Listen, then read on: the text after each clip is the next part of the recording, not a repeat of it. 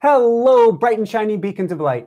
I'm Michael Sandler, your host on Inspire Nation, with this evening's Ask Michael Anything, where we're going to talk about creating your sacred life. Sacred really is the key word. We're going to be getting into more of that. Before we begin, I want to thank Jessica, my wife, the producer, my everything, for helping us get set up. We have coming to you with a green screen tonight. We're coming to you with lapel mics. Each week, we're getting a little bit better at this. Now, since this is a new process, if you can't hear us well, if the communication is not everything that you would hope it would be, please let us know, and we will do what we can, even live in the moment, to make it better for you. So with that said, I want to talk about creating a special life. Now, Jessica and I just moved to Colorado. It has been tremendous. It's actually been better than that. I'm still actually starting to wrap my head around just how special it is. We were out hiking, I believe it was 2 days ago. Jessica, can you chime in? Was it 2 days ago we saw the coyote? Yep, 2 days ago. 2 days ago we saw coyote. We've seen elk. We've seen deer. We've seen 360 degrees of 14,000-foot peaks. And each day I keep asking, or each day Jessica keeps challenging me and saying, Michael, say what? We live here. We live here, Jessica. We live here. Woohoo! There's a point to this, which is if you want to create the life of your desire, go into it with a state of gratitude. Be grateful for everything that you have, everything that's coming, anything, no matter what. We've got an hour until our YouTube live. Not everything is set up. Woo! We're living in a phenomenal home, surrounded by boxes. What a complaint. Woohoo! Whatever is going on in your life, treat it as sacred and bring gratitude to it. There is no more powerful force in the universe than gratitude. What does it mean to be sacred? To live a sacred life means to be continuously connected with that inner wisdom, that inner strength, the love that binds all of us, or to walk around continuously in a state of prayer. What does that mean? For myself, it means earlier today, I had all the boxes out in the studio. I was trying to find electronic equipment. I made sure I put them away before the show. It came back out. We needed to find a mic. Magically whisked it away again. Wanted to create a sacred space. Jessica and I are a little bit stressed out as we're trying to get everything set up in advance. I go to her beforehand, and what did I do, Jessica? You gave me a hug? I gave her a giant hug. I wanted to make this an extra special experience. And honestly, no matter what happens with a YouTube Live, it's the relationship between the two of us. That's what's most sacred and most important. If you treat everything in life as sacred, if you treat everything in life as a way of prayer, you raise your vibration to a completely new level.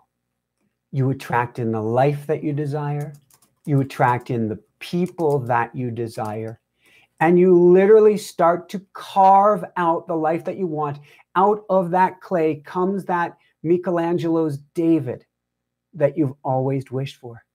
That means having ceremony.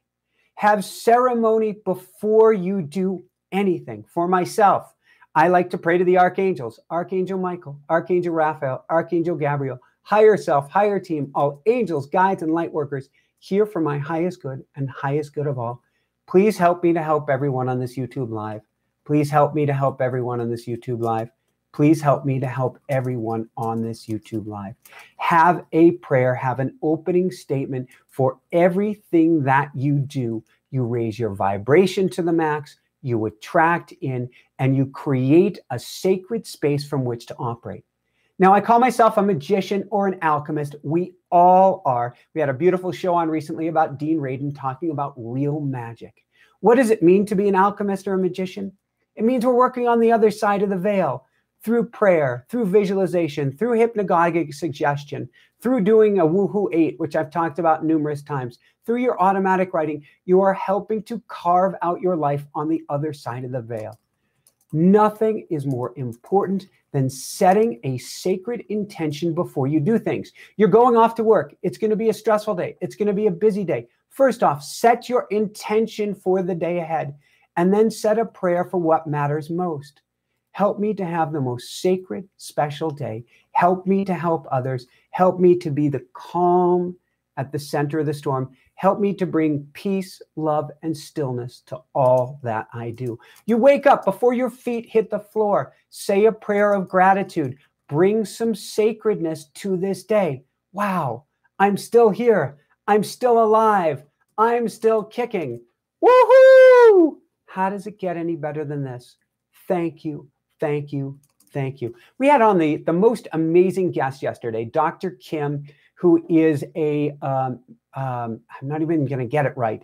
Not just a grandmaster. I think it's called like a master grandmaster or a grand grandmaster. One of the highest ranking martial artists in the world, 72 years young.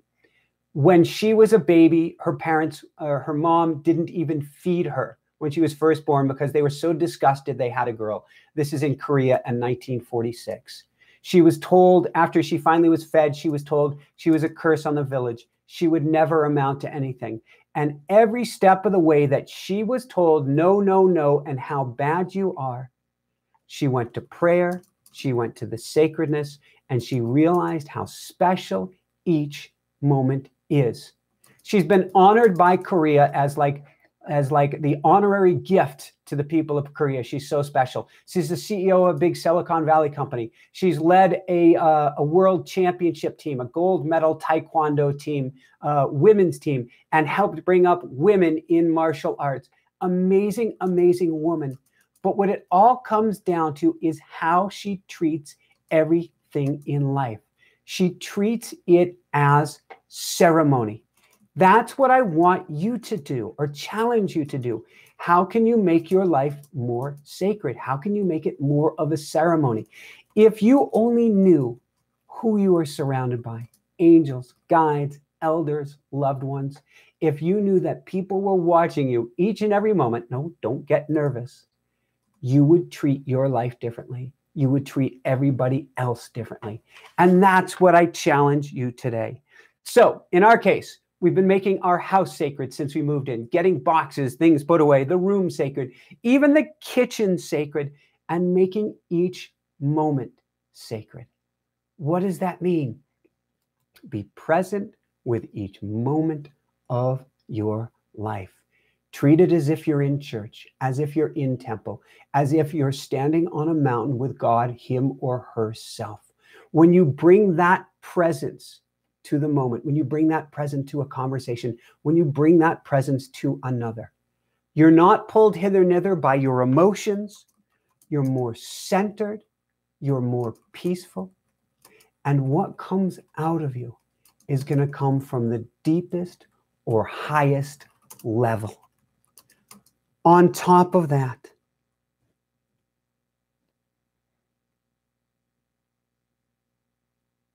when you treat each moment as sacred, every moment of your life becomes more sacred.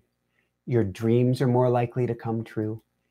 Everything about it changes. You go from reactive, being pulled from one direction to the next. How am I going to do this? What am I going to do? Da, da, da, da, da, da, da, da, da, da. To wow, I can do this. I can shape my life. I can have a co-creation with the universe, whatever you want to call it, for my most sacred, special, incredible life. And it begins now with how I treat each moment like prayer. So I want to open it up to questions in just a moment here. I want to thank you so much for joining us. Thank you for your love and support. If you're not supporting the show yet, please come on over to patreon.com, patreon.com /Inspire Nation. Become a member of the Backstage Pass family. It's what keeps the show going.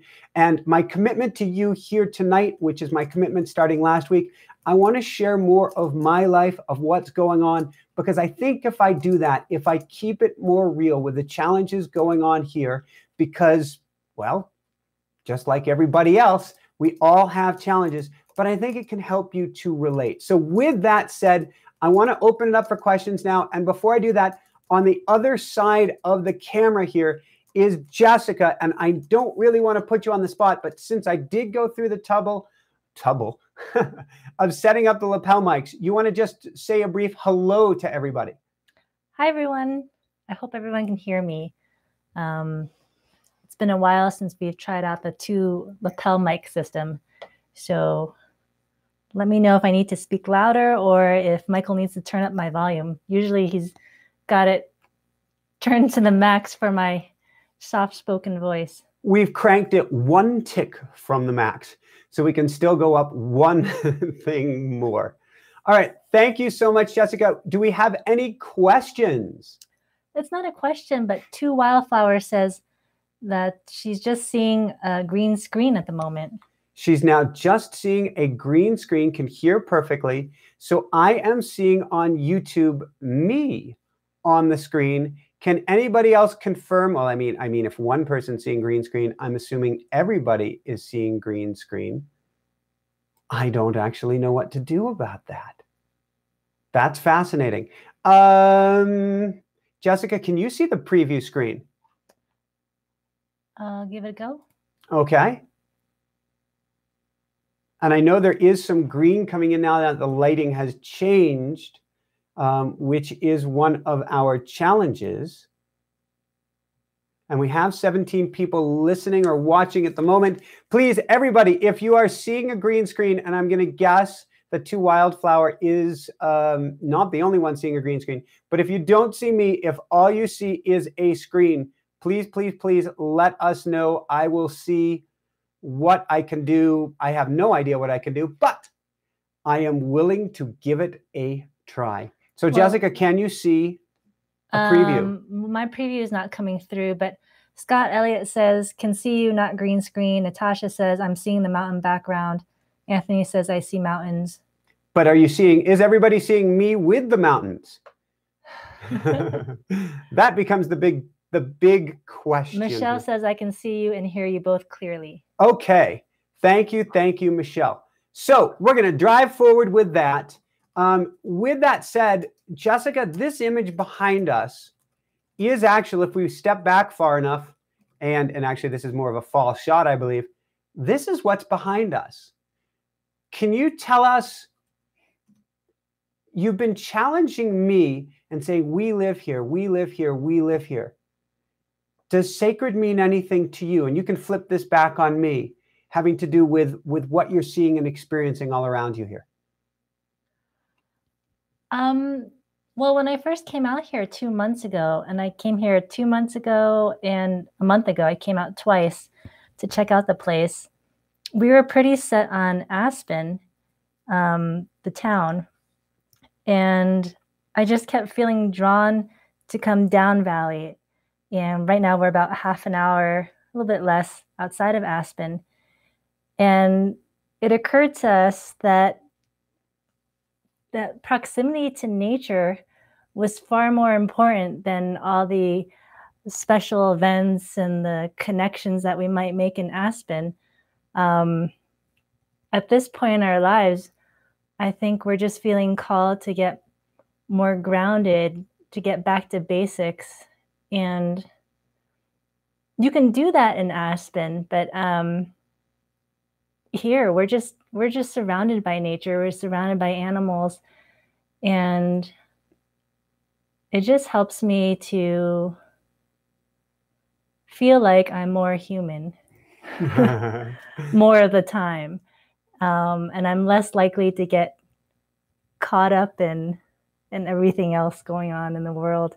Not that I'm trying to live in a bubble, but we are planning on starting a family soon. So woohoo! So it's a higher priority right now for me to be in as sacred of a spot and mindset as possible. Thank you. I think going along those lines, we allowed ourselves to get, this is really something we talk about a lot, but it's getting out of head and getting into heart. And heart was calling for us to be closer to nature. Heart was calling for us to live a different way. I can only speak for myself, but over the last, what have we been here, like 2.5 weeks? My fitness is going through the roof.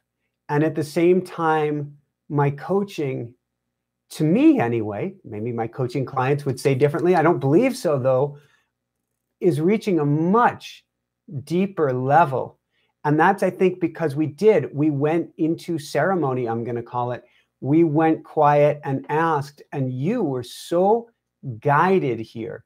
You were like, you told me, you took me on a drive a few days ago, and you took us around behind, I don't even know if we call it behind the neighborhood, behind the mountain, and said that one evening you were just called to drive back there, to drive on this, what turned into a dirt road, which you had no idea where it was going, no idea if it was going to go through, but that was part of your sacred journey. Yeah, so that was about a month and a half ago. And every day I was trying to pack in as many house showings as possible, even though there's a part of me saying that I didn't need to do that, that the house would just, appear. But I still felt like I needed to take action. So I was packing my days. And at the end of each day, I was pretty exhausted. And I remember I was just hanging out in a random parking lot in the car, feeling really sleepy. And suddenly and it was overcast all day. And suddenly the sun started to peek out of the clouds. And it was just about sunset. And it was beautiful. And the land was beautiful. And I decided, I was invigorated, I guess, by the sunlight coming out. And I decided to just go driving and see where the car takes me. And it took me on this road that Michael just described. And it was just drop dead gorgeous. And I was out in nature and I was away from the busyness. And it was just magical.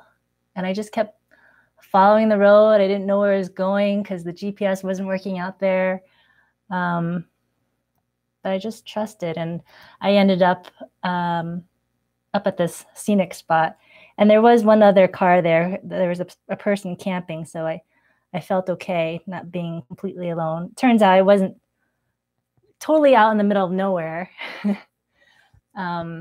But that's when I pulled out the wind whistle. Yeah.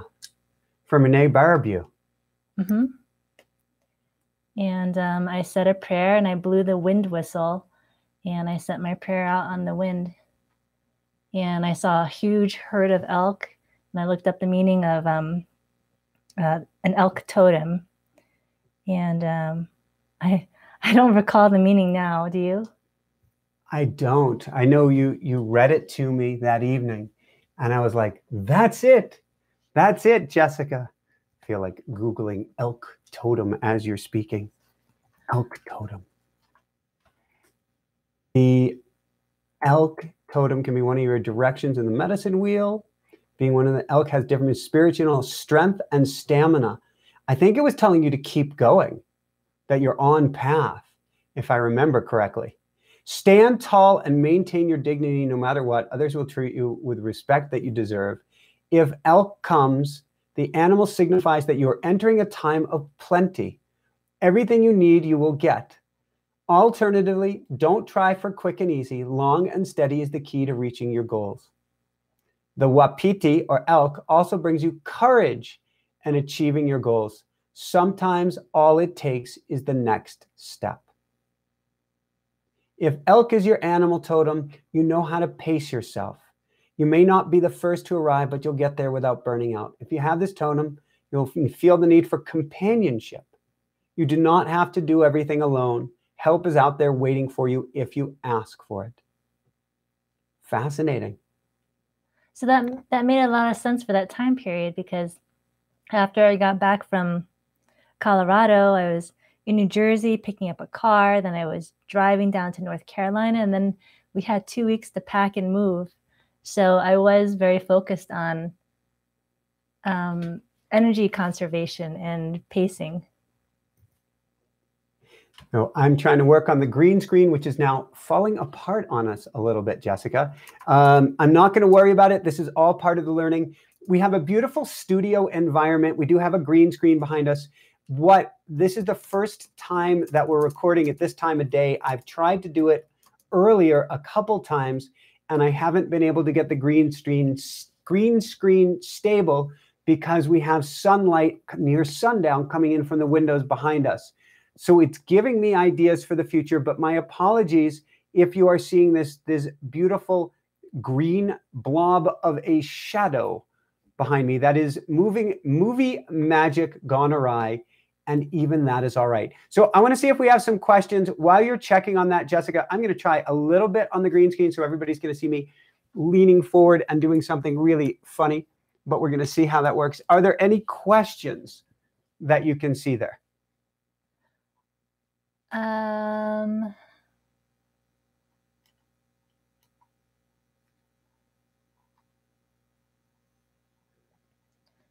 Well, Ricardo Torres asks, have you ever spoken about the benefits of black cumin seed oil? I have not, Ricardo, and I can't say that I'm most familiar with it. When I think of cumin, I think of turmeric, I think of anti-inflammatory factors, but I don't pretend to be the expert on that, Ricardo. So no, I haven't spoken about that before. With that said, I know that a kind of completely different thing in the Black family is that Jessica loves to put in our morning organic oatmeal black sesame seeds, which I believe have lots of healthy fats in it and lots of other benefits. We are huge turmeric fans for the anti-inflammatory benefits. I'll put turmeric, I'll put cumin, and I'll put a little bit of black pepper together, which helps it get in the system, and it works phenomenally well for working with inflammatory factors. In fact, I gave it to our coyote mix pumpkin for many years. She was a cancer survivor for more years than she wasn't. She first got cancer, I think, at the age of 7, and she passed away at 17. And for many of those years, I had her on turmeric in her diet as well. Crazily enough, though I don't recommend it, I also tried to make her vegan for several years. Please forgive me. But she was an extremely happy dog and extremely with it and aware to her very, very last days. So thank you, Ricardo, for that question. Sorry, I couldn't give a better answer. Do we have a next question, Jessica? We have a question from Simply Faye. Yes. Her question is, when is the right time to let go? Seth Godin in his book, which is called The Dip, argued not to start a project if you're only going to quit on the dip. Do you agree? Well, it's interesting, and I don't know Seth's philosophy, but with that said, there's a difference between water flowing uphill and a not so subtle distinction, and feeling water flowing uphill and things just being difficult. Now, if you're going to be an entrepreneur, if you're going to start down that path, you have to be willing and ready for the slings and arrows that are coming your way. That means, to me, you have to be coming from a place of passion. It can't just be a commitment. It can't just be a promise to yourself, but it has to be something that you're over the top excited about. I believe we each came here with a gift wrapped around our hearts, and it's our job to unwrap those gifts and see what those discoveries are, and then to use them. If we do something because we think it's going to make us a lot of money, it's going to make us powerful, it's going to make us famous, it's going to simply better our lives, and we dive into it, then when we get to what I believe Seth is calling the dip, what I call that is basically 11, 12 o'clock at night or 2 or 3 o'clock in the morning, when you're crying and you just want to go to bed and you're so completely exhausted. If you're not passionate about it, whether you're doing it for the money, whether you're doing it for almost anything else, for the family, that I'll buy. That's passion if you're doing it to fight for your family. But barring that, if you're not over the top excited about it, you will pop and you will quit. It's why it is so important to only and always do what you're passionate about. Period, bar none, end of story. Now, going back to the question and talking about quitting or knowing when to quit, Jessica and I, more me than Jessica, has been Sisyphus, the ancient, I believe it was Athenian or Greek, I don't know if God is the right term, gentleman who would roll a stone up the hill, a giant boulder, only to have it keep rolling back down over him and push it up. It comes back down and push it up and comes back down. If you feel like you are rolling a stone uphill and it feels like a complete and total uphill battle, you need to stop this moment, touch base with yourself, step back, big picture, go to automatic writing, go to a mountaintop, get yourself as far away from the situation as you can, pray, ask for guidance, and really begin to understand what is going on here. We've built some beautiful programs, built some beautiful business ideas where we didn't know because we were too close to the fire that we were pushing a giant stone uphill. My 2013, I believe it was, ill-fated book tour, everything after everything was going wrong, but I was convinced I needed to slay the dragon. If you feel you need to slay the dragon, stop. Stop right now. Catch your breath. Step back and understand, is this head? Is this heart? Is this fear? Is this love? Is this something I feel completely over the top called to do? Or is this something I, quote, think I'm supposed to do? The thinking mind, the ego, the small self, whatever you want to call it, can get us into a whole heap of trouble. And then we pop. If instead we're going on heart, it may get us into the thick of things, but it will also know when to get us out or when to move around. Jessica, how many incredible places were you finding in Aspen when you came out here on 2 visits to find us a place to live? You know, I didn't see one place. I didn't see one place in person, that is. I mean, I saw a lot of options online, but nothing felt right. If we had stayed with Michael's original idea, it's got to be Aspen, it's got to be Aspen, it's got to be Aspen, we wouldn't have been in half the place we are now. In fact, maybe we would have been in a world of hurt. But instead, we recognized that these doors may be closing for a reason. And I said, Jessica, actually, Jessica will say she wanted to do it, and then I finally conceded. Is that how you would put it, Jessica? I think that would be the truth. Follow your heart. Go for what feels right. Go for what feels great. Go for what makes you happy. Because yes, the truth is, if mama ain't happy, ain't nobody happy. Follow your heart. That is a missing thing when it comes to entrepreneurial work. We had on a mentor of ours, I can't believe I'm going to mention this, Michael Stempel, serial entrepreneur. If you've ever driven the I-70 corridor, I-25 corridor in Denver, you'll see a mural of John Elway throwing the football, another mural, I think, of basketball. Those were painted by Mike Stempel, amazing serial entrepreneur. And we had him on the show once, and he was talking about if you're just doing it for the money. He goes, heck, I get dozens of business ideas all the time. And he starts about 10 businesses a year. He goes, if I really wanted to make money, all I would do is market a wet t-shirt in a bottle. White t-shirt, spray bottle, sell it to a gift shop, make $1 million. And he goes, but the energy wouldn't be there. And so I would never do it. If you want to build a successful business, if you want a business that has longevity, if you want a life that is, and my favorite word is sustainable. It's one of my favorites, but we'll go with it right now. Sustainable life.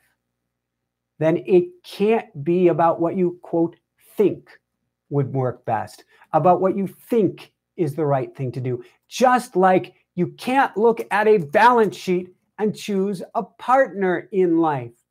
It has to be from the heart. When you operate from the heart, then you make it through the dip, or you're willing to pivot, or you're even willing to say, maybe not yet. But it's not coming from a fear-driven place.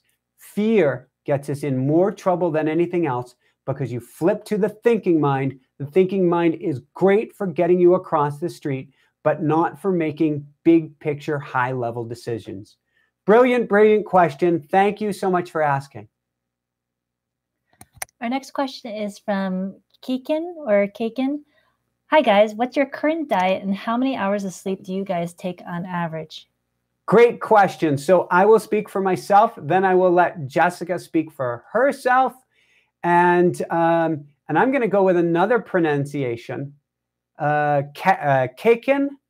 No, that wouldn't be right. Kaken. You're going to have to tell us. You are one of our most beloved live supporters. You're going to have to tell us how we pronounce your name correctly and what's the origin of it. For myself, diet-wise, typically wacky, crazy, pure, whatever that means. Typically gluten-free, but not always. I'll get to that. Gluten-free, sugar-free, sometimes fun-free, typically low-fat, though that's been changing at the moment. Almost completely unprocessed, and trends toward vegan, although Jessica just informed me yesterday she's been sneaking ghee in left and right to the diet without letting me know. But since she's the cook and she is amazing, more power to her.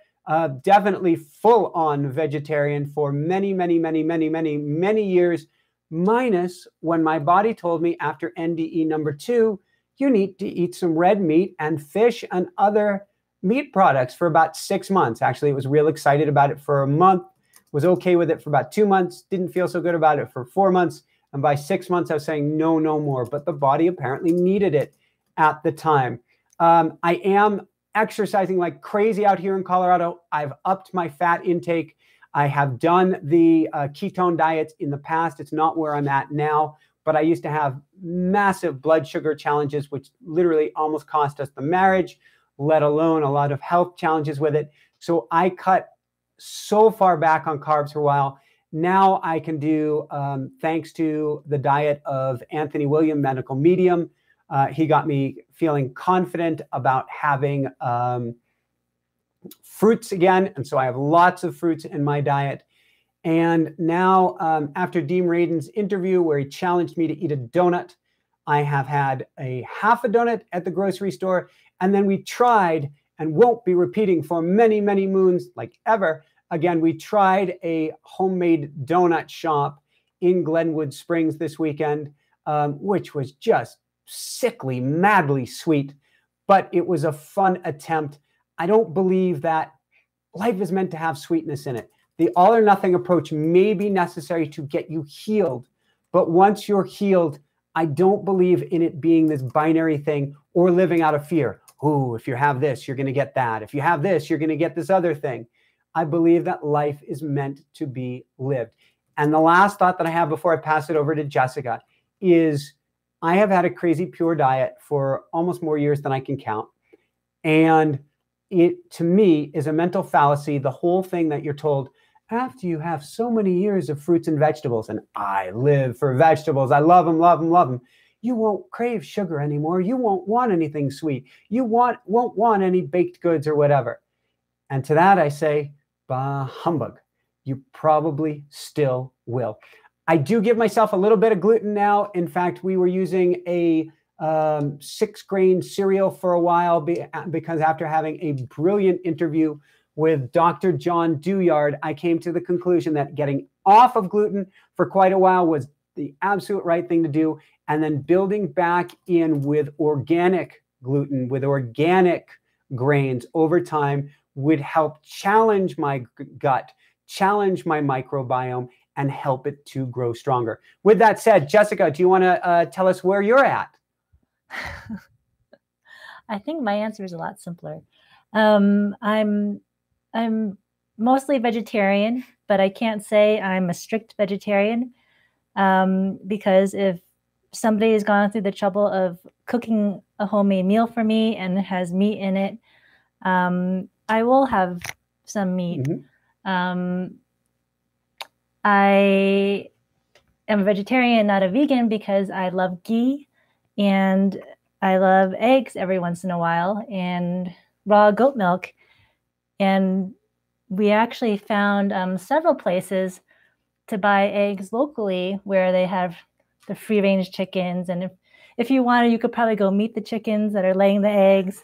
Say hi, get to know them, find out their names. I know they're well taken care of. And you can tell there's a difference when you crack an egg like that that's come from a farm where the hens are really well taken care of. The yolk is like orange. It's not yellow. And it just tastes different. I tried doing the vegan thing because I guess when we first got together, I just did everything that Michael did.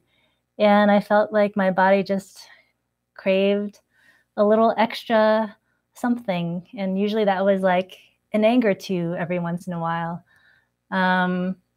So I never like to prescribe any particular diet for anyone because I think everyone's body is different. Thank you. And it also depends on what your body needs at any particular time. So maybe I could go back to being vegan. And also maybe when I'm pregnant, I'm going to crave meat. I don't know. If I'm pregnant and I'm craving meat, which I rarely ever crave meat, but if I start craving meat, I'm probably going to eat some. I might at least see, what missing nutrient is my body craving that it thinks it can only get from meat. After I exhaust that, then I might eat meat. And you've said this to me many times, and you have my blessing. Not that you don't need my blessing on anything, but if your body it feels like it needs it, you go, girl. And we can bless the meat and thank the animal some more. And then you do what you feel your body needs. That's one of the things about diets and why we don't have too many dietary people on the show. There is no one right diet. And I love Ayurvedic diet for mind-body types. Even there's still no one diet. Nobody can put themselves in your shoes. Nobody can know what your body needs. The trick is until you get past the processed foods and past the sugars and past the artificial sweeteners, which do a lot more harm than good and completely flip-flop your good bacteria and bad bacteria. Till you step away from those things, it's hard to have a clue what your body wants because the cravings are so completely out of whack. With that said, after this awkward pause, let's jump into a next question. Thank you so much for that brilliant question, though.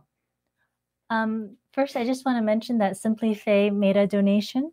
Thank you, Simply Faye. Woohoo! How does it get any better than this? How does it get any better than this? Thank you. And we did have a question from Two Wildflower earlier. Yep. I did partially answer it, but I'd like to get your take too. She says, I am also looking for a home. I feel it is getting closer. Your journey inspired me. Anything else you would suggest? Ooh, looking for a home. I would write about it. Let's throw on my coaching hat here, Two Wildflower.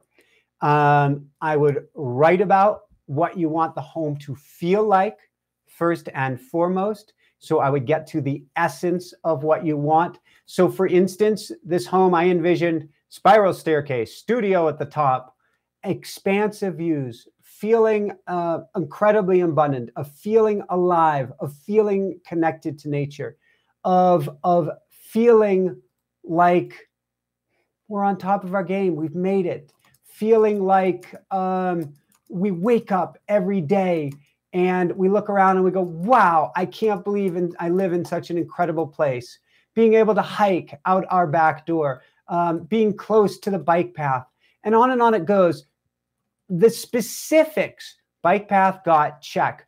Nature, check. Those specifics, yes. Spiral staircase, no. Studio on top floor, no. But all of the essence items, how it would make us feel, how over the top we would feel, how filled with gratitude we would feel, how much freedom and expansiveness we felt we'd have, those were most important. That we got, what do you call it, with bells on, or some expression like that. So go to the essence, write about it each and every morning, write about it each night before you go to sleep. In fact, before you go to sleep, I call it keeping a dream journal. In this case, a dream journal doesn't mean that you're writing your dreams, what comes up in your dreams, though that's awesome too. In this case, a dream journal is to program your subconscious to go to work for you in your dreams.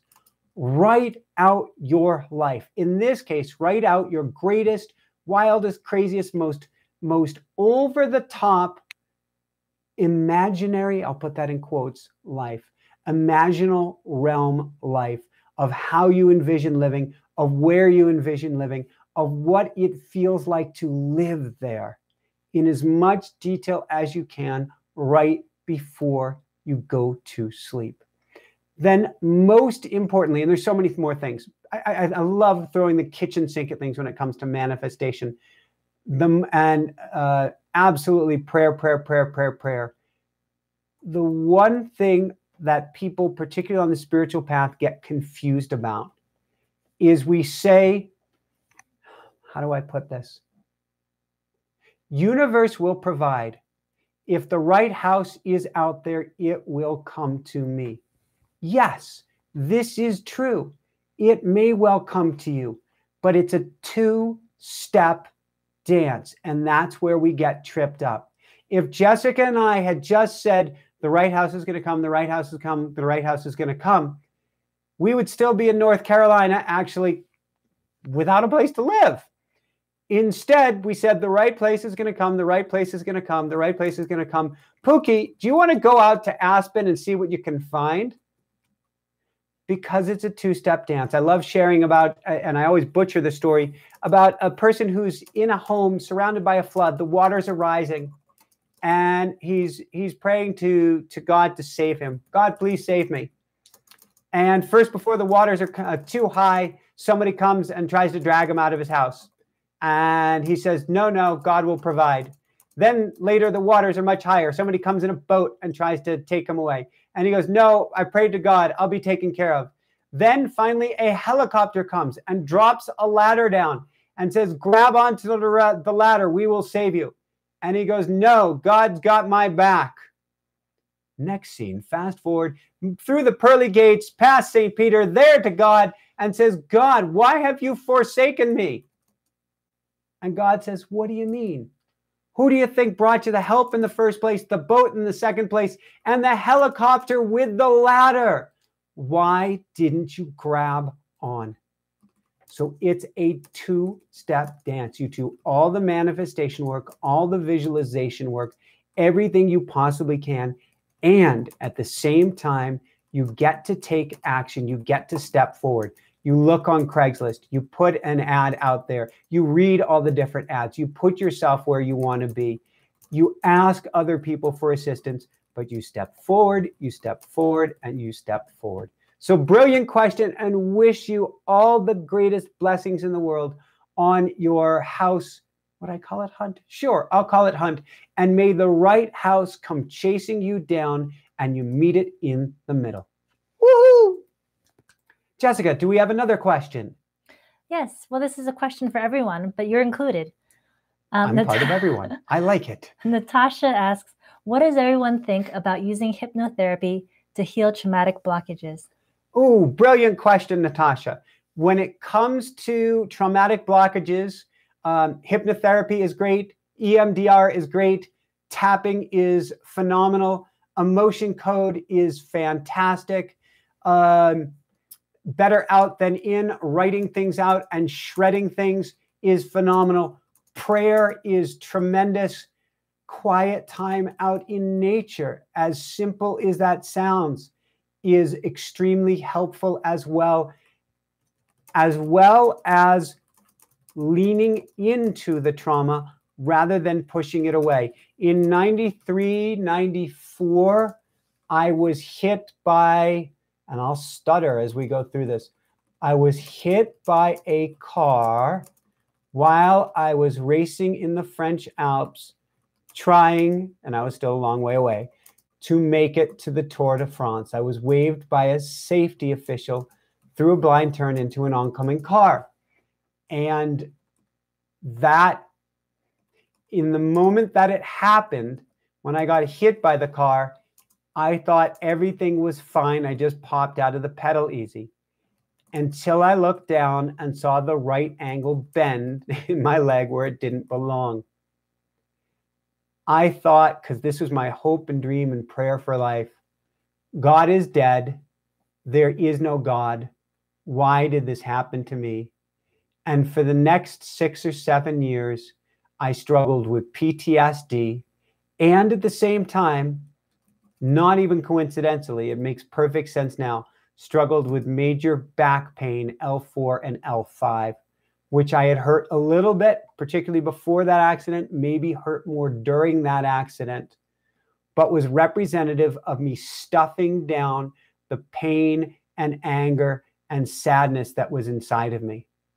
It wasn't until I was willing to lean forward and face that, and lean forward into the why this happened, and lean forward into the silence, into meditation, and getting clarity on it rather than pushing it away anymore, that I started to come out the other side. EMDR I'd used didn't help me so much, but I've seen it help people before. Meditation was extremely helpful. Time in nature is helpful. Changing my diet, helpful. Working on the breath, helpful. But most important was leaning into that which was the scariest thing in the world and facing it. And when I face it, I was able to come through to the other side. I've still had challenges since then. Tapping has been phenomenally helpful. And I cannot speak strongly enough about the benefits of emotion code and emotion code work by Dr. Bradley Nelson. In fact, Jessica, I want to see about having him back on the show for the body code next time, which is even more profound work that I understand that he's doing. Again, just as I say about different things, throw the kitchen sink at it. Don't rely on one modality. Don't rely on any, quote, expert. You have the power. You can make the changes. See all the experts in the world, but take the power back yourself. In reading Dr. Kim's book for the interview yesterday, she talked about healing a woman. God, I hope this comes out well. Healing a woman who had, well, she'd been raped. And she came in once a week and discussed how she'd been raped and discussed it and discussed it and discussed it. And then one time she came into Dr. Kim, and Dr. Kim, I think, could pull this off as an elder, particularly a elder from another country, said, "Let me get this right. You were traumatized just last month." And the woman looked all confused, and then came back the next week and said, "Just let me get this right. You were traumatized 2 weeks ago." And the woman looks all confused. And the next time comes in and goes, "Just let me get this right. You were traumatized just 3 days ago. No. You were traumatized just yesterday." And the woman's like, "What are you talking about? It was 3 years ago. Haven't you been listening to me?" And she said, "Well, then why do you let yourself be re-traumatized each and every day as if it just happened anew?" And so I want to challenge you, whatever it is, lean into it with everything that you've got. Go through it and see it through to the other side so that you can let it go and so that it is no longer your story. You are much more than whatever took place. You are much, much greater. You are truly divine. I send to you all my love. Do we have a few more questions? We'll go for about another 9 or 10 minutes here, Jessica. Arthur asks, have you heard of Christian Science? I have read some amazing healing stories. Great question, Arthur. I've heard of Christian Science. I don't actually know anything about it. So I'm not, Ask Michael Anything. I'm not in a good position to say. With that said, I am a believer in almost everything in this world. I believe there is truth behind everything. I believe behind every religion, behind every belief system is an incredibly positive nugget of truth. So it may be phenomenal. My guess is there are elements that are phenomenal. I can't really say, but step forward with an open heart. That's probably the best thing in the world that you can do. Yeah, open heart. Jessica, do we have a next question?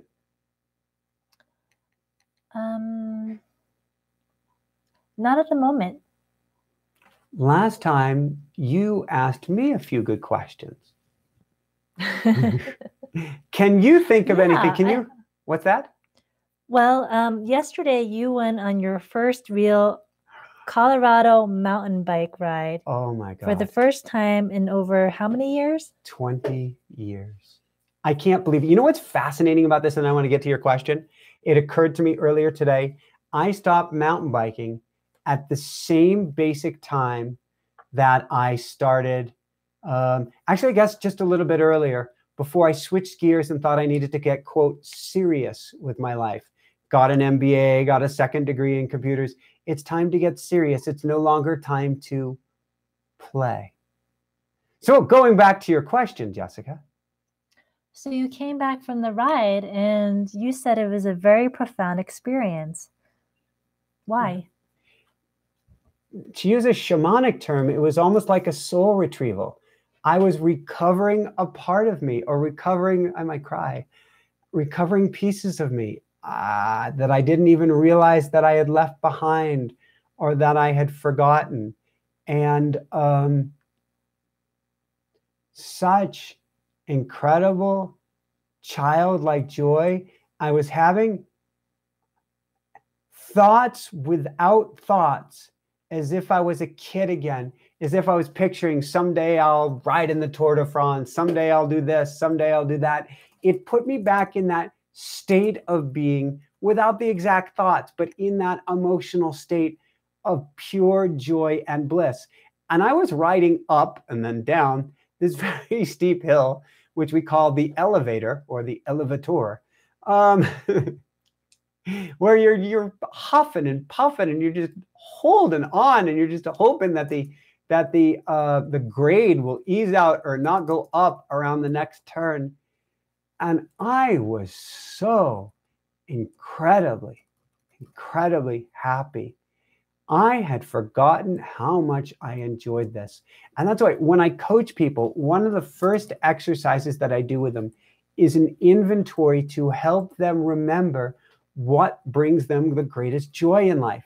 And one of the questions I often come back with is, if you can't think of what's bringing you so much joy now in your life, what used to bring you joy, or what brought you joy as a kid? As a kid, I loved to ride my bike around the block. I loved to ride my bike in the woods.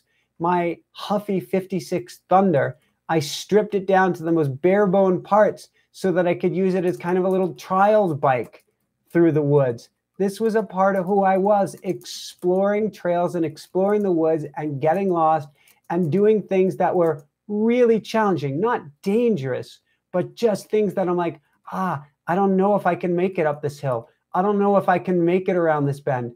And then with each bend that you make it around, with each hill that I would get up, I'm like, woohoo! And then coming down yesterday, I'm coming down this steep, I don't want to exaggerate, what felt like a wall of a hill. And I'm fully focused in front of me, task at hand, no time to look around. But I did look up for one fleeting moment. And I saw the town, what looked like a village down below. And I remembered seeing all these, what I'm going to call them, Norway flying squirrel videos, which is these I can't even remember the name for them. It's beyond base jumping, but they wear a flight suit and they jump off of mountains, and they have this free fall flight down, typically into a mountain village. Many times they're YouTube videos from Norway. And I looked up for a fleeting second and I'm like, my God, that village down there is what I've seen on these incredible YouTube videos and gone, what an amazing place to live. And I live in one of these places now. And I was just dumbfounded, blown away. And then I got back to the business of hand, which is getting me down safely. But I've been guarded since we got here. It is so special. It is so over the top incredible here that I've had a fear inside of me. A fear that it's such a irrational fear, something to the effect of, well, I was taught by my mom that you never say something's good or something bad would happen. So if I told her I got a great job, she would say, don't say that. If I told her I did well on a test, don't say that. Whatever positive I would mention, she would say, don't say that, and quick, knock on wood. In other words, if you say something positive, you're going to be smoted by the universe. And I think I embodied a piece of that here because this place is so incredibly special that there was a part of me that was afraid that if I recognize it for how special and incredible it is, something, I don't even want to use the term bad, but something could happen, is just so over the top incredible. And so here I am on the mountain yesterday, and I think the chisel finally got through the armor and said, do you realize just how incredible of a place it is? Do you realize that you guys, you and Jessica, co-creation with the universe, of course, brought this about? And as Jessica keeps telling me time after time after time, you live here. And I think it started to sink in. And so I came back dumbfounded at just how much I love mountain biking. Gee, it even sounds weird because I was like, for many years, I was being this weird, bizarre purist. Oh, you must run on the trails. If you mountain bike on a trail, it's too much machinery. I don't know what I was thinking, people. I have no idea. But I came back just so in love with mountain biking yesterday. I'm not going to go sell my running shoes or sell my running non-shoes. I love to run the trails, but I also love to mountain bike them. And I realized how sacred and special of a place this is, how sacred and special of a life we have, and how much we've been building the life we desire. And there's still that little niggle inside of me that hears my mom saying, don't say that, Michael. But I'm stepping forward, as I used to say, open-hearted warrior. I'm dropping my guard, and I'm allowing myself to breathe in and take in just how special life is now, and then reclaim that piece of me that is that childhood wonder boy who would love to just go out on his mountain bike and explore and get lost and see where he can go and see what he can do and come back with this huge grin on my face as if I can't even begin to describe where I've just been. So thank you, Jessica. Probably a long answer there, but a pretty profound experience yesterday. Simply Faye asks, would you like to hike the Pacific Crest Trail together one day? I think there are lots of trails in our future, Simply Faye. We are having a ball exploring anything and everything here. And I don't know if it's still on Jessica's bucket list, and I will defer to Jessica, but I think particularly soon after we have baby, we, or at least me still, would love to hike the Camino, and which goes across all of Spain, and just walk that path that millions have walked for 1,000 or more years, actually maybe even 2,000 years, and feel that energy of the pilgrimage and take that time away away from it all and see how it resets us. I don't think I've talked with Jessica about it. I mean, I'd like to hike out to where the Aboriginals live. I would love to hike part of the Incan Trail as well, specifically to meet the elders. So Pacific Crest, would love it. Got these others, I think, that are a little bit higher up on our list. What's cool is that when we were getting back in shape over the last few years, Jessica, what was the trail that we were running on more than occasion to get in shape? Where are you talking about? In New Jersey, and specifically on the New York border. I don't remember the name of the trail. Appalachian Trail. Oh, gosh. I'm in trouble, folks. I put her on the spot. But we were hiking and running on the AT, and that had a really special energy, didn't it, Jessica? It did. And sometimes I'm not listening to everything you're saying because I'm typing.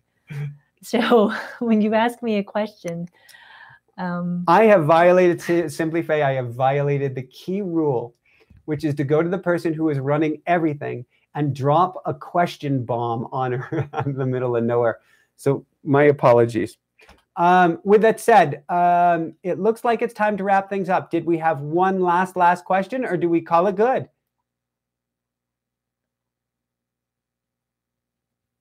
This would be for you, Jessica. Do we have one last question? I heard you. I was scanning. Oh, okay. It doesn't look like it. Okay. I see a lot of talk about getting back on the horse. And so I'm going to end with a note of getting back on the horse. Do what feels right. So I am skating right now. Again, another thing that I absolutely love to do and find one of the most blissful experiences in the world. I'm inline skating. My first NDE many years ago was from inline skating, or more from the universe, but provided while on inline skates. And I didn't skate for, in fact, I was sponsored by Rollerblade and sold all my beautiful brand new equipment. What was I thinking? But that was many years ago. That was like 2004. And I didn't skate again until this past fall. And I didn't think I was ever going to skate again. But universe is funny. Universe is a trickster. And we are here to learn on this school called Earth. If you feel called to get back on the horse, get back on the horse.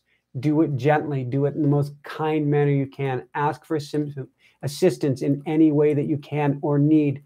But only get back on if you feel the desire, if you feel it's time, and if you feel it is right. And don't get back on that horse no matter what anyone else says, even a moment before you are ready. I absolutely love skating right now. And yes, I am going to have a blast mountain biking, but they had to come in their own time. Everything we're talking about now, living a sacred life, creating the life of your desires, is all about getting into the flow of life. We're almost always 1 degree off from where we're supposed to be, funny way to put it, 1 degree off from being in the flow, and 1 degree off in a car, and the gears grind into each other. If we dive into flow, if we allow things to happen, if we step back, or if we go quiet and listen, then the gears come into sync and everything flows more smoothly. Does it mean it's easy? No. Does it mean you don't have to work hard? No. But does it mean it feels right or feels now is the time? Absolutely. So I want to thank everybody so much for coming here this evening. I want to thank Jessica beyond thanks for running everything, for all that you do. You are my everything. I love you. I love you. I love you. With that said, come on over to inspirenationshow.com to find out more. Come on over to patreon.com, patreon.com /Inspire Nation to sign up, become a Backstage member. You'll get daily wows, you'll get free prizes, you'll get much, much more. Become a part of the Inspire Nation family and help support the show. It's your donations that keep us going. Lastly, we, I don't know, fell off the horse. It took time to move, a lot more time than expected, but we're getting back on our program horse, and we are only a few short weeks, maybe less, maybe a little bit more, from releasing our magical morning routine for busy spiritual seekers program. I'm so excited for that. We are going to record our last videos this weekend. We have this amazing Steadicam that we're going to be using for some I think pre-video promotion stuff, which is really, really cool. And we're very excited about this because truly, I can speak for myself. My life has been radically transformed from somebody who had most of the tools in life to get things done, to be able to get my life in order, whatever we want to call that. What is order anyway? But to step forward in my life. But until I started a magical morning routine, everything was one gear, one piece out of sync. Once I started a magical morning routine, something I fought against for years, everything went into sync, everything meshed, everything began to flow. So we'll have more about that coming up shortly on InspireNationUniversity.com. Again, that's InspireNationUniversity.com. Jessica, any last things that you want to share with people? And if I've caught you completely off guard, I'll use the silence to understand that that means no, you're good. Well, I was just looking up the movie that we watched that takes place on the El Camino, and it's with Martin Sheen. It's called The Way. That was a beautiful movie, The Way. And if you're considering the El Camino, I think it's a pretty good movie. Yeah. And I saw here, Dude Sweet, how do we get in the raffle for prizes?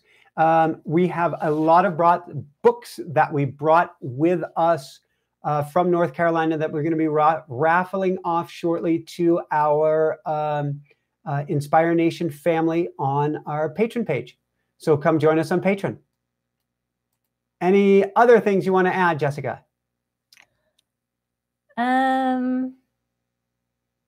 Just that tonight for fun, well, not for fun, but for our evening activity, Michael has promised to do a motion code on all 3 kitties.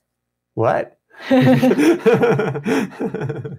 that I've shared it with the world, it will happen. Okay, your game. And I know I'm getting a veggie burger to boot. Is this right? You get 2 burgers. How does it get any better than this? How does it get any better than this? So we did a motion code on Lumiere yesterday because it works on kitties. We've done it on Sir Meowsers in the past. How was he today? Oh, he's back to his normal self. He's eating just as much as he used to. Because he came here and he started getting a little bit slimmer and a little bit slimmer. Well, and the first week he had a cold, so he was eating less because he had a cold. And then he got over the cold, but he hasn't put the weight back on yet until today. The process has started today. Da, da, da, da. So I look forward to doing it. And it's a process that we work on ourselves with as well. What I've been doing lately on myself, I don't want to belabor this, and we can talk more about it next time maybe, is I've been diving into a lot of EFT tapping on myself, looking for what the emotional wounds, traumas, blockages are that I have created and get to uncreate around this glorious house, this glorious move, and any fears that have come up because of it. And I'm really enjoying, if you can use that process, the process of peeling back the layers, which is something I was talking about earlier with traumas, of leaning into the emotions, of leaning into whatever the triggers are and going after them with everything that I've got. So with that said, I send all my love your way. That was plural and a singular. We send all our love your way. Thank you so much for your love and support. Thank you so much for joining us here this evening. Almost forgot. Share, share, share, share, share. Share on all social media channels. Share everywhere you can. Let's help the world to shine bright. And that is my wish and hope for you as well.